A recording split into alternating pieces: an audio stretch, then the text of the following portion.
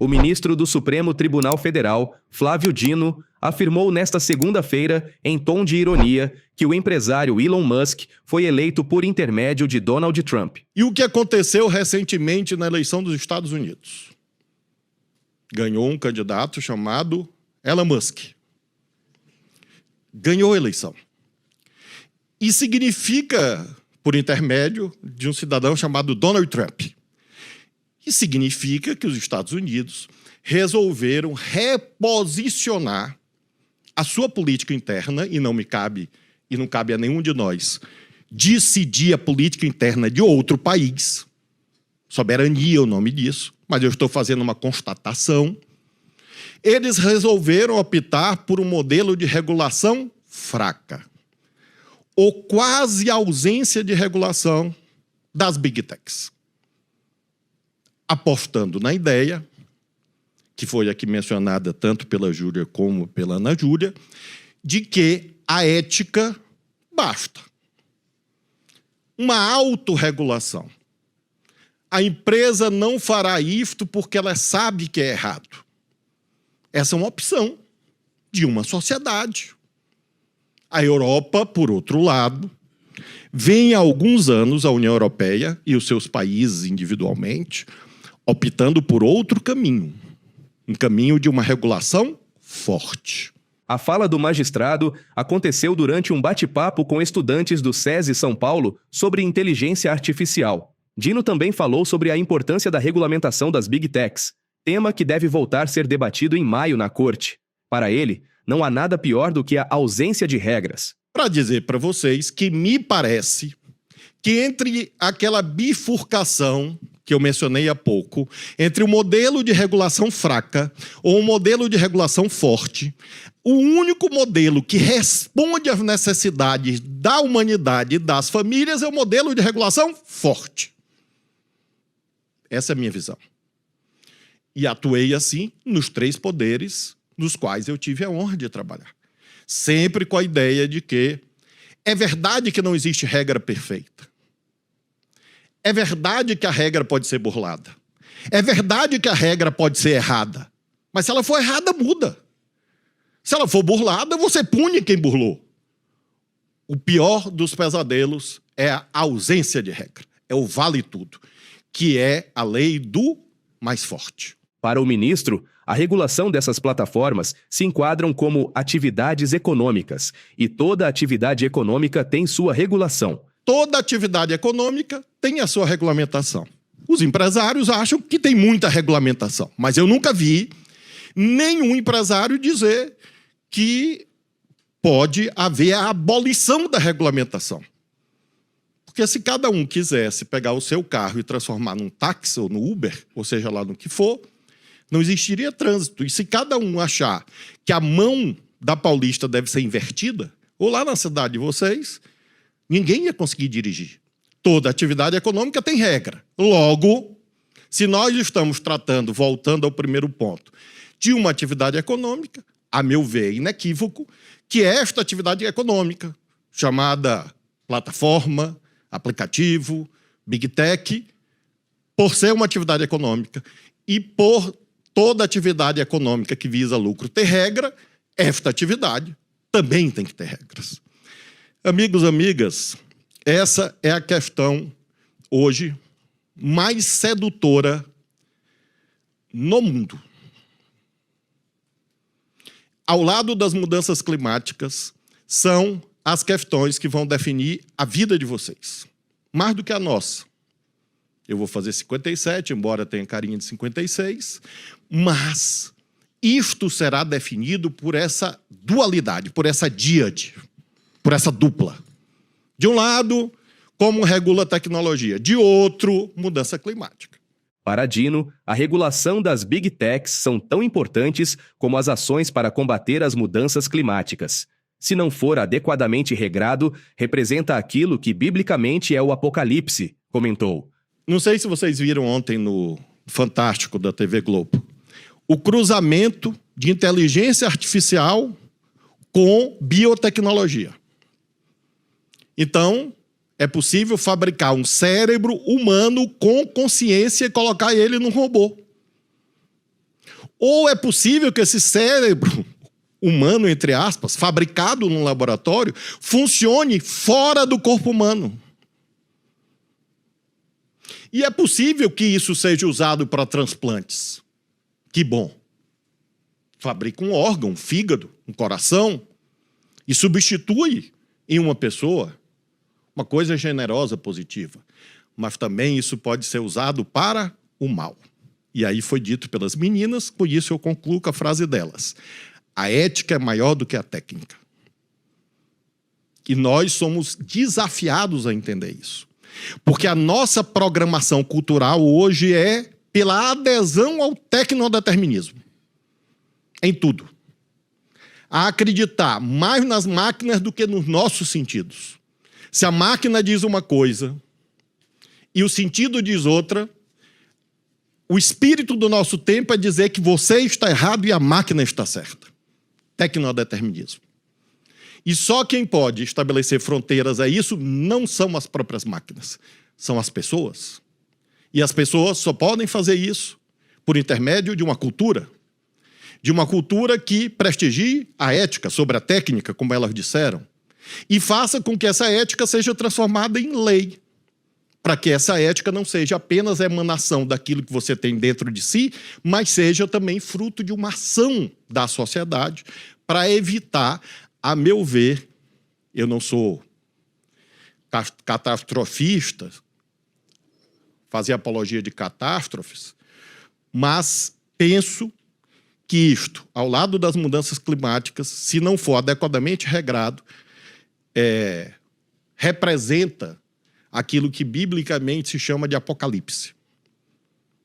Que não significa a extinção dos seres humanos sobre a Terra, mas a extinção dos seres humanos que sejam verdadeiramente humanos. Dino debochou do funcionamento dos algoritmos e a falácia das empresas que negam a moderar os conteúdos. O algoritmo é neutro? Ou o algoritmo é programado por máquinas? Não há dúvida que são programados por máquinas. A pergunta é, o algoritmo eventualmente não pode ser direcionado por pessoas e não apenas por máquinas que montam o algoritmo? Por que quando nós clicamos no anúncio de sapato, a gente recebe anúncio de sapato sucessivamente? Porque o algoritmo, ele é o quê? Sabido. Ele apreende o nosso hábito de consumo e potencializa o nosso hábito de consumo. O algoritmo é inteligente para isso. Mas o algoritmo é burro, não sei porquê, para saber que se há uma pessoa, um conjunto de pessoas defendendo uma prática criminosa, isso deve ser moderado e excluído. Vocês não estão estudando isso, eu não. Eu só não consigo entender essa assimetria de um algoritmo inteligente para umas coisas e burrinho para outras coisas. O ministro pontuou que não existe liberdade de expressão absoluta. Não é verdade que existir regra significa negar a liberdade. E isso é fundamental, as meninas falaram aqui. Como nós vamos ter um acervo, um conjunto jurídico, normativo, que garanta o que elas falaram? A liberdade de expressão. E, de fato, essa é uma questão fundamental. Porque nós nascemos vocacionados para a liberdade. Certa vez, colegas que aqui estão na mesa, eu fui fazer um debate no Senado. Eu era ministro da Justiça.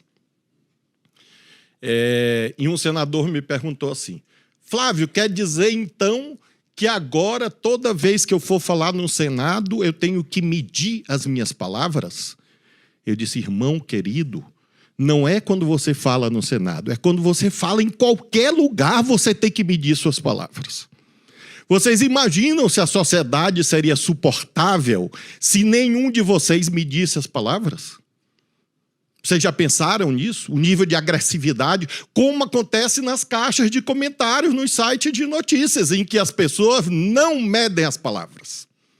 Então você pode abrir qualquer notícia, que o primeiro comentário normalmente é desejando o quê? O assassinato daquela pessoa. Podem procurar. Seja um jogador de futebol, seja um artista, seja um político, um juiz. Josué, não sei se já desejaram a morte dele. A minha, todo dia. A sorte que eu tenho muito santo e uma proteção celestial, graças a Deus, gigante, que eu nem me abalo. Porque eu fui governador de um estado, fui senador, deputado federal, ministro da Justiça, ministro supremo, vocês podem imaginar o tanto que a minha pobre mãezinha já sofreu por aí. Garanto a vocês, injustamente.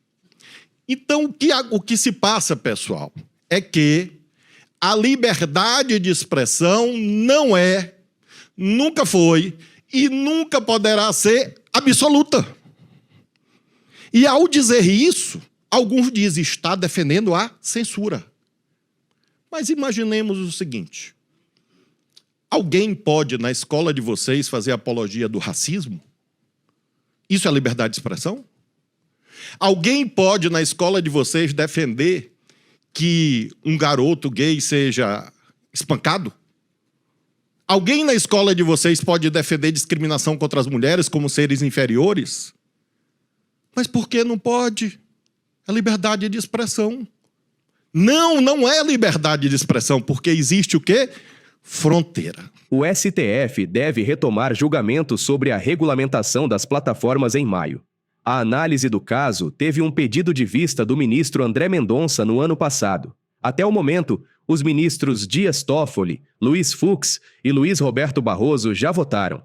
Eles defendem ampliar as hipóteses em que as Big Techs devem ser responsabilizadas. Qual é o impasse, minha gente, que vocês vão, ainda neste ano, provavelmente, acompanhar? E alguns vão estar, volto a dizer, injustamente, até me xingando. Ou xingando outros ministros do Supremo, dizendo, olha, são os ditadores, os censores, querem acabar com a liberdade de expressão. O problema é que a lei é de 2014 e ela diz o seguinte, artigo 19 da lei. Eu faço uma postagem, eu não seria capaz disso. Uma pessoa que vai passando pela rua faz uma postagem desejando o cometimento de um crime contra o Josué. Leia hoje Josué capítulo 1 na Bíblia. Esforça-te, tem bom ânimo, não te desvia da lei para a direita ou para a esquerda, não te preocupa, é um exemplo hipotético. O cidadão passa lá e deseja o cometimento de um crime contra o Josué.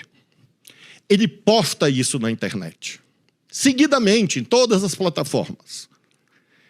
Pela lei atual, quem é responsável pela postagem? Apenas quem fez. A plataforma é responsável, juridicamente falando? Não. Josué é obrigado a entrar na justiça e a justiça diz, olha, esse cidadão não pode desejar um crime contra uma pessoa.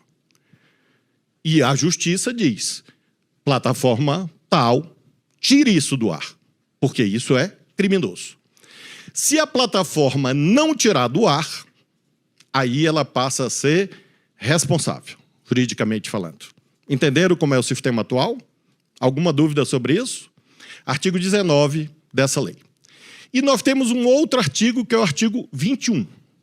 O artigo 21 diz assim, é uma hipótese só, é uma exceção à regra geral, no caso de nudez não consentida. Então, vamos imaginar que vaze uma foto ou um filme, enfim, um vídeo íntimo de uma pessoa, 2, 3, seja lá quantas forem, e isto vaze na internet, aí a pessoa não precisa entrar na justiça. Ela própria notifica a plataforma e diz, amigo, aí sou eu, isto é uma cena íntima e eu não autorizei isso. Aí a plataforma é obrigada a tirar. Porque se ela não tirar, aí ela vira responsável. O que é que nós estamos debatendo no Supremo, nesse instante? Se esse sistema é mantido ou se ele é alterado. 3 ministros já votaram. O ministro Dias Toffoli, que é aqui de São Paulo, acho que de Marília, salvo engano. O ministro Luiz Fux, que é do Rio de Janeiro. E o ministro Luiz Roberto Barroso, que também é do Rio de Janeiro. Os 3 votaram no sentido de que esse sistema deve ser modificado. E que, como o Congresso não votou a nova lei, O Supremo vai dizer que, até quando a lei vier, quais são as regras? Uma espécie de regras provisórias, vamos chamar assim. E os três têm diferenças entre si, mas, de um modo geral, eles caminham na direção de uma regulação mais forte.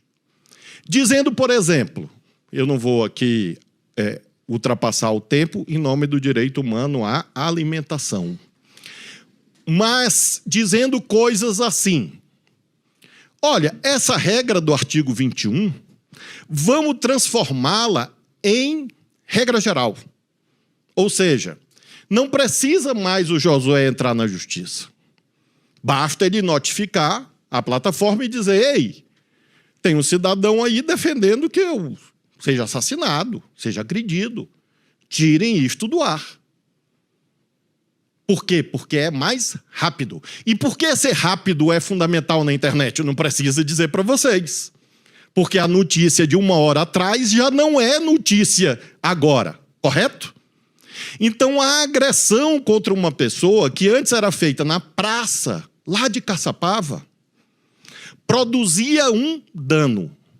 Hoje nós estamos, vocês estudaram história, Grécia, agora virtual. E, portanto, uma agressão que era lá na praça da igreja, hoje é nesta ágora virtual, que instantaneamente instiga que milhões, dezenas de milhões de pessoas tenham ódio de uma pessoa. E esse ódio é destrutivo. Esse ódio leva a suicídio. Esse ódio leva a homicídio. Esse ódio leva a que as famílias fiquem com medo. Perceberam como o dano é muito maior? Então, de um modo geral, esses 3 colegas no Supremo votaram no sentido de uma regulação mais forte. O ministro André Mendonça é o próximo a votar, ele é daqui de São Paulo também. E eu voto em seguida. Eu tenho mais ou menos um estudo sobre o tema. A minha posição é mais ou menos pública, conhecida. Eu não posso, evidentemente, adiantar o meu voto aqui, porque é uma regra da minha profissão. Mas, de um modo geral, eu digo a vocês o seguinte, que eu gostaria muito, inclusive como ex-deputado federal, como ex-senador, que o Congresso votasse a lei. Como foi na Alemanha, como foi no Parlamento Europeu, na França e em outros lugares. Mas o Supremo não pode se esconder. E isso, às vezes, não é entendido. E por isso que, às vezes, vocês ouvem, nos lares de vocês, sempre tem um tio, um cunhado, dizendo: o Supremo erra muito. Graças a Deus que erra.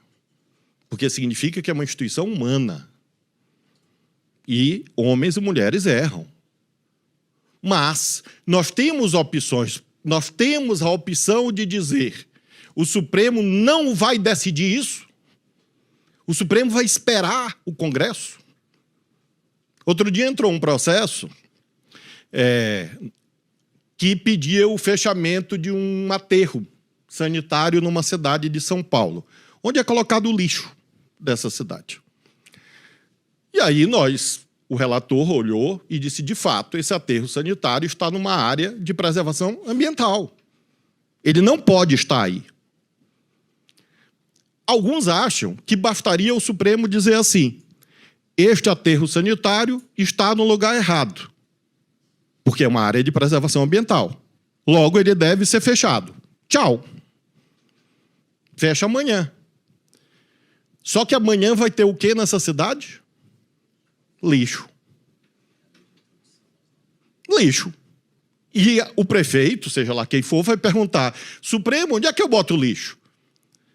Alguns acham que o Supremo deveria responder assim: meu filho, o problema é teu. Toma que o filho é teu. O Supremo não tem nada a ver com lixo. Isso seria o quê? Irresponsabilidade. Aquilo que nós chamamos de ser inconsequente. Não pensar no resultado dos nossos atos. acho que o Supremo é obrigado a pensar no resultado dos seus atos e, por isso, o Supremo não pode dizer: bom, enquanto o Congresso resolve, deixa do jeito que está.